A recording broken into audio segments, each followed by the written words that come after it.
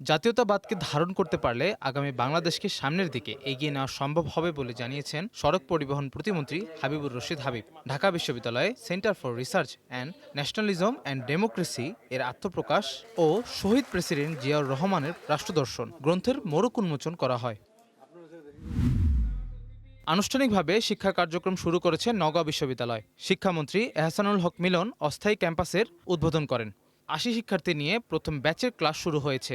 দীর্ঘদিনের দাবির পর বিশ্ববিদ্যালয় চালু হওয়াকে জেলার উচ্চশিক্ষায় নতুন মাইলফলক হিসেবে দেখা হচ্ছে। বিদ্যুৎ, জ্বালানি ও খনিজ সম্পদ মন্ত্রী ইকবাল হাসান মাহমুদ টুকু বলেছেন, আওয়ামী লীগের পতনের পর আনুষ্ঠানিক নির্বাচনে ভয়ভীতি বা অনিয়ম হয়নি। সিরাজগঞ্জে তাঁত প্রশিক্ষণ কেন্দ্র উদ্বোধন অনুষ্ঠানে তিনি বলেন, সরকারকে দেশের কল্যাণে কাজ করতে হবে। পাশাপাশি আওয়ামী লীগের সমালোচনা করে তাঁত শিল্প ধ্বংসের অভিযোগও তোলেন। আমাদের চট্টগ্রাম নামের one stop citizen service app চালু করেছে চট্টগ্রাম সিটি কর্পোরেশন। অ্যাপটি উদ্বোধন করেন মেয়র ডক্টর শাহাদাত হোসেন। এর মাধ্যমে নাগরিকরা জলাবদ্ধতা, বর্জ্য ব্যবস্থাপনা সহ বিভিন্ন সমস্যা জানাতে, অভিযোগের অগ্রগতি দেখতে এবং মেয়র ও সংশ্লিষ্ট কর্মকর্তাদের সঙ্গে যোগাযোগ করতে পারবেন।